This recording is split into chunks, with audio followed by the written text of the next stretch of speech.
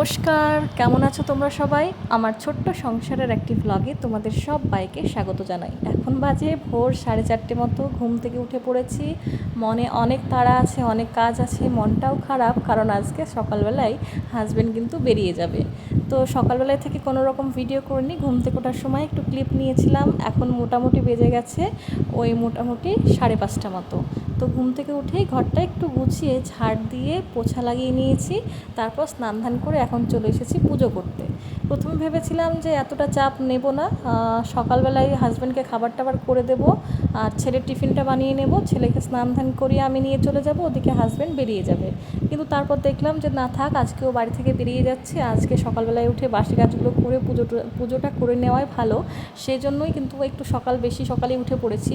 এমনি তো 5টার সময় উঠছি, উঠে ছেলে তখন ঘুমিয়ে থাকছে, আমি ঘরটর মুছে স্নান টান করে পুজো করে তারপর ছেলের খাবার বানাচ্ছি, আমাদের খাবার বানাচ্ছি, আর ছেলেকে স্নান ব্রাশ করিয়ে খাইয়ে নিয়ে যেতে কিন্তু 8টা বেজে যাচ্ছে। 5টার সময় উঠেও কিন্তু টাইমটা একটু কষাকষি হয়ে যাচ্ছে। আর আজকে হাজব্যান্ড যেহেতু বেরোবে, তার উপর ছেলে স্কুল আছে, তাই কিন্তু একটু আগেই উঠতে হলো, না হলে কিন্তু টাইমটা একদমই ম্যানেজ করতে পারবো না। নতুন ঘরে চলে এলেও সেই কমতিটা কিন্তু এতদিন বুঝতে পারিনি, যেহেতু হাজব্যান্ড ছিল সবসময় পাশে আর অনেক হেল্পও হতো। এবার যেহেতু ও চলে যাবে, এরপর থেকে বাজারঘাট করা, ছেলেকে স্কুলে নিয়ে যাওয়া নিয়ে আসা, তার সঙ্গে সংসারের টুকিটাকি কাজ সব কিছুই কিন্তু করতে হবে। তাই একটু মনে টেনশান তো আছেই, আর কিছু তো করার নেই, এটা আমার নিজস্ব ডিসিশান। একটু ভালোভাবে চলতেই হবে, একটু টাইম মেনটেন করে চলতে হবে, আর সেই আগের মতো আরাম করে চললে হবে না। আগেও যে টাইমটা আমি কাটাতাম সেটাতেও খুব একটা আরাম আমি পেতাম না, তবে এখন যেহেতু ছেলেকে স্কুলে নিয়ে যাওয়া আর স্কুলের টিফিন একটা এক্সট্রা কাজ আমার হয়ে গেল, এই দুটো কাজ কিন্তু আমার এক্সট্রা হয়ে গেল, আর তার সঙ্গে বাজারঘাট করা, দুটো কাজ কি বলবো, মেয়েদের কাজটাও করতে হবে, ছেলেদের কাজটাও করতে হবে, সব মিলেই কিন্তু একটু কাজের চাপটা বেড়ে গেল। তো এখন আর ওই 6টা 6:30টার সময় ঘুম থেকে ওঠা ওগুলো আর হবে না, এখন কিন্তু 5টা 4:30 এরকম টাইমেই উঠে পড়তে হবে। আর দেখছো তো সকালবেলায় স্নান করে ফেলেছি, তবুও কেমন ঘেমে যাচ্ছে। এখন কিন্তু ভোরবেলা একেবারেই মোটামুটি 5:30 6টা বাজছে, এখনই কিন্তু এতটা গরম। আর আস্তে আস্তে কিন্তু গরমের পরিমাণটা আমাদের ওয়েস্ট বেঙ্গলে বাড়ছে, অন্য জায়গার কথা বলতে পারবো না, তবে ওয়েস্ট বেঙ্গলে কিন্তু যত বছরগুলো আসছে, একটার পর একটা গ্রীষ্মকাল যখন আসছে, কিন্তু আস্তে আস্তে গরমের পরিমাণটা বেড়ে যাচ্ছে, কেন জানি না। তো যাই হোক, সকালবেলায় জলখাবারে এক্সট্রাভাবে আলাদাভাবে কোনো কিছু করব না, ছেলের আলাদা টিফিনে আলাদা, আবার আমাদের আলাদা খাবার, যেহেতু হাজব্যান্ড সকালেই 8টার মধ্যে বেরিয়ে যাবে, তাকেও কিছু একটু করে দিতে হবে, তাই আলাদাভাবে কোনো কিছু করব না। এখন করব পরোটা আর আলুর তরকারি। আর সব থেকে আমার ভুল হয়ে গেছে, গতকাল রাত্রে যখন বাজারে গেছিলাম, তখন আমার একদম মাথায় ছিল না যে সকালবেলায় হাজব্যান্ডকে পরোটার সঙ্গে তরকারি কী করে দেবো, তাহলে তো সেরকম সবজি আনতে হতো। আমি কিন্তু ভেবেছিলাম আলু পটলের তরকারি আর পরোটা করে দেবো, কিন্তু হাজব্যান্ডকে জিজ্ঞাসা করায় ও কিন্তু বলেছিল যে পটলটা করো না, যা ইচ্ছা তাই করো। তখন কিন্তু মনে হচ্ছিল যে হে ভগবান, আগে যদি আমি ভাবতাম, আগেই যদি ওকে জিজ্ঞাসা করে নিতাম, তাহলে বাজার থেকে আসার সময় একটু ছোলার ডাল নিয়ে আসলে ভালো হতো। কারণ ছোলার ডাল না খেতে চাইলো না, ও ডাল খেতে একটু ভালোই বাসে, করলে কিন্তু খেয়ে নিত রুটি বা পরোটার সাথে। আর একটু টক দই ঘরে থাকলেও ভালো হতো, যেহেতু নতুন ঘরে এসেছে, এখানে তো সব কিছু এখনও ম্যানেজ করে উঠতে পারিনি। ওখানে কী হতো, ব্যাঙ্গালোরে সবসময় ঘরে টক দই কিন্তু পাতাই থাকতো, এখানে এসে একদম শুরু করা হয়নি। টক দইটা থাকলে কী হতো, একটু আলুর পরোটা ওকে বানিয়ে দিতাম, ও কিন্তু দই দিয়ে খেয়ে নিত। এবার ও কী বলো তো, দই ছাড়া না ওই পরোটাগুলো খেতে চায় না, আলুর পরোটাটা খেতে চায় না। তো সেই কথা মনে করে কিন্তু আমার খুব মনটা খারাপ হয়ে গেছে যে আজকে বেরিয়ে যাচ্ছে, ভালো কিছু বানিয়ে দিতে পারছি না, সেই পরোটার আলুর তরকারি। কিছু করার নেই, আমারও মাথায় ছিল না, যেহেতু অনেকই কাজের চাপ, ওরও মাথায় ছিল না একদম। ও কিন্তু বলছিল, যখন আমি বলছিলাম আলুর পরোটার কথা, তখন কিন্তু ও বলছিল আগে মনে থাকলে টক দইটা আনা হতো, গতকালকে সন্ধ্যাবেলাতেই কিন্তু বাজারে গিয়েছিলাম। তো যাই হোক, কিছু করার নেই, আপাতত এখন পরোটার আটাটা মাখিয়ে রাখলাম, আর এখন আলুগুলো কেটে নেব, আলুর তরকারি হবে। আর প্রথমে ভেবেছিলাম যে আলু ভাজা করব, আলু ভাজা করলে ছেলে পরোটা দিয়ে খেয়ে নেবে স্কুলে গিয়ে। তারপর মনে হলো যে আলু ভাজা শুকনো খাবার হাজব্যান্ডের খেতে একটু কষ্ট হয়, আলুর তরকারিটা করলে অন্তত একটু ভালো করে খেতে পারবে। তাই ভাবলাম তাহলে পরোটার আলুর তরকারিটাই করে ফেলি, ছেলেকে আলাদাভাবে একটু অন্যরকম করে টিফিনটা আজকে বানিয়ে দেবো। তো একজন কিন্তু কমেন্ট করেছো যে তোমার শ্বশুরমশাই কোথায় আছে। তো শ্বশুরমশাই কিন্তু বাড়িতেই আছে, এখানে আমি আর আমার শাশুড়ি মাই থাকবো। হাজব্যান্ড আপাতত যাচ্ছে, তারপর কিছুদিনের মধ্যে আবারও ছুটি চলে আসবে, হাজব্যান্ড যখন আসবে তখন শাশুড়ি মা কিন্তু বাড়ি বাড়ি চলে যাবে। আর মানে কেউ না কেউ সবসময় আমার কাছে থাকবে। যখন শ্বশুরমশাই আসলো, হয়তো কিছুদিন থাকলো, বাজারঘাট করে দিয়ে গেল, আবার সে চলে গেল।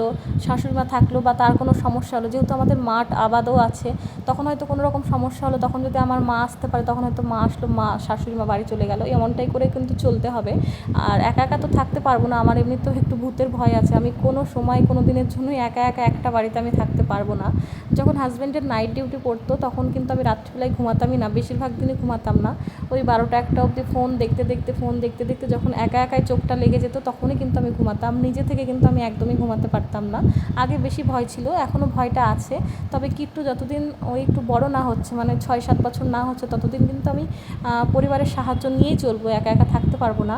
আর আমার হাজব্যান্ড যেহেতু নিজেই বাইরে থাকে, সেও মানে আমাকে এই একা শহরে একা রেখে সেও থাকতে পারবে না। তারও মনে কিন্তু অনেক রকমের টেনশন হবে, ছেলে নিয়ে আমি একা একা থাকবো, সেটা তার সহ্য হবে না, হজম হবে না, সে অনেক টেনশানে পড়ে যাবে। সেই জন্য পরিবারের কেউ না কেউ আমার সঙ্গে কিন্তু থাকবে। আর শ্বশুরমশাই আসা যাওয়া তো করবেই, শাশুড়িমা তো থাকছেই, তার মধ্যে আমার বাবা মাও আসা যাওয়া করবে, মানে কেউ না কেউ থাকবেই এইরকমটাই। আর আমি যেই বাড়িতে আছি সেই বাড়িতেই কিন্তু আমার হাজব্যান্ডের একজন দাদা আছে, তার ফ্যামিলি আছে, দাদা বৌদি তাদের ছেলে আছে। তো আমাদের এখানে কোনো রকম অসুবিধা বোধ মনে হচ্ছে না। যখন আমি ভয়েসটা করছি তখন তো অলরেডি হাজব্যান্ড চলে গেছে। তো প্রথমে ভাবছিলাম যে একটা হাজব্যান্ড নেই, বাজারঘাট করা অসুবিধা, বা একটা বাড়িতে সিকিউরিটির ব্যাপার থাকে, একজন জেন্টস থাকা ভালো বাড়িতে। তো সেরকম কোনো কিছুই মনে হচ্ছে না, কারণ আমাদের নিচের ঘরেই কিন্তু আমাদের ভাসুর এবং তাদের ছেলে আছে, সে যথেষ্ট বড় বয়সে। তো আমাদের কোনো কিন্তু সমস্যা একেবারেই হচ্ছে না। আর ভয়ের ব্যাপারও কোনো কিছু নেই, কারণ আমরা একদম মানে ভালো জায়গায় আছি। তো যাই হোক, এদিকে কিন্তু হাজব্যান্ডের জন্য সকালবেলায় একটু চিড়ে আর একটু বাদাম ভেজে দিলাম, আর তার সঙ্গে একটুখানি শুকনো লঙ্কা ভেজে দিয়েছি।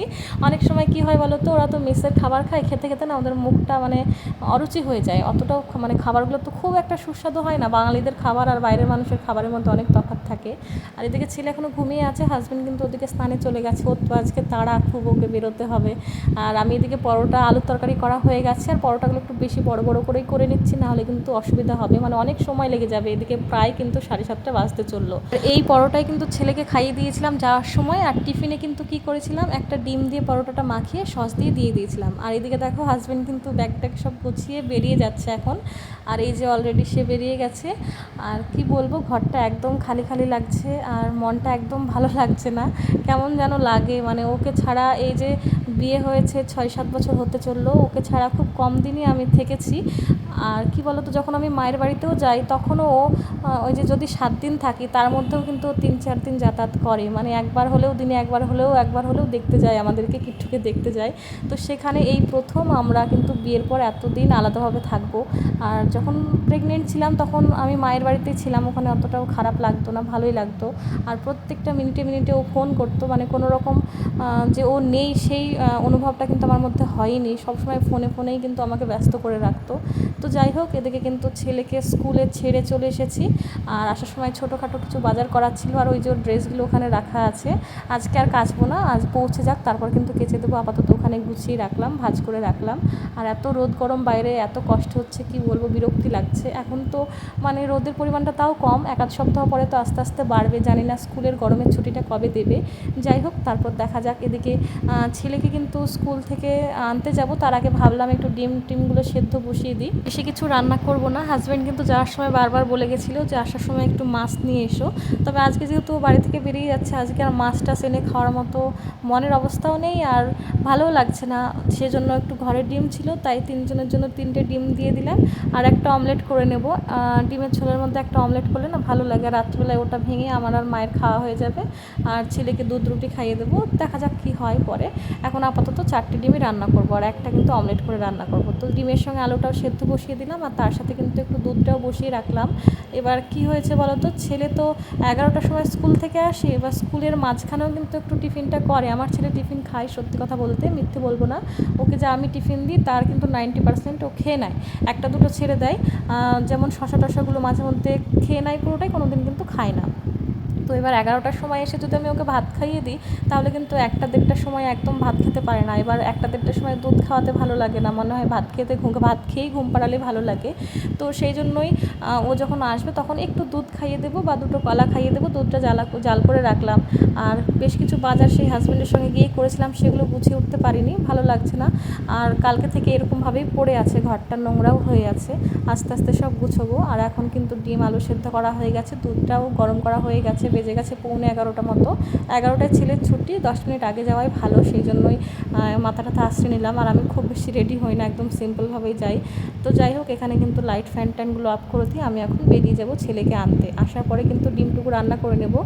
গতকালকের কিছুটা তরকারি ফ্রিজের মধ্যে রাখা আছে, যেমন ওই যে বলেছিলাম না হাজব্যান্ডের জন্য একটু পটলের লতা ভাজা করেছিলাম, তারপর একটু এঁচোড়ের তরকারি আছে, একটু মোচার তরকারি আছে, সব তরকারি কিন্তু আছে, সেই জন্য একটু ডিম করে নিলাম, ডিম আর ভাত করব। গ্যাস ট্যাসগুলো অফ করে কিন্তু আমি বেরিয়ে গেছিলাম আর চলে এসেছি এখন অলরেডি। আর ছেলে যেহেতু আজকে হোয়াইট ড্রেস ছিল, সম্পূর্ণই হোয়াইট, তো ও এত নোংরা করে ফেলেছিল। আর নোংরা করুক বা না করুক রোজ ধুতেই হবে। তবে আমার ছেলে যেহেতু এখন ছোট, ও কিন্তু পড়াশোনার থেকে খেলা করার জন্যই বেশি স্কুলে যায়, এখনও ওর মধ্যে সেই ডিসিপ্লিনগুলো আসেনি, যেহেতু এই 2 দিন হলো স্কুল শুরু হয়েছে। তো ওখানে প্রচুর খেলাধুলো করে আর ম্যামদেরকেও খুব ডিস্টার্ব করে। আমি যেহেতু ক্লাসের শেষে একবার ম্যামকে জিজ্ঞাসা করি ছুটির সময় ও কী করেছে না করেছে, তো দুষ্টুমির কথাটাই বেশি শোনা যায়, যে ও চুপ করে বসতে পারে না, বেঞ্চের ওপর চুপ করে বসে না, বেঞ্চের ওপর পা তুলে বসে থাকে, তারপর বারবার গেট খুলে বেরিয়ে যাওয়ার চেষ্টা করে। তো যাই হোক, তো ড্রেসগুলো কিন্তু খুব নোংরা করে ফেলেছিল, আজকে যেহেতু সাদা ড্রেস ছিল একদম নোংরা করে ফেলেছিল। তো ওই যে সাদা ড্রেসগুলো কেচে দিলাম, জুতোটাও কেচে দিতে হলো, জানি না কি লাগিয়েছে, জুতোর নিচে কালার হলো, মানে কেমন একটা কালার হয়ে গেছে। তো সব কিছু কিন্তু কেচে টেচে এখন আবার ভাত আর তরকারিটা রান্না করতে বসিয়ে দিলাম। তো চলো আজকের ভিডিওটা এখানে শেষ করি, সবাই খুব ভালো থেকো, আর আজকের মতো চলি, টাটা।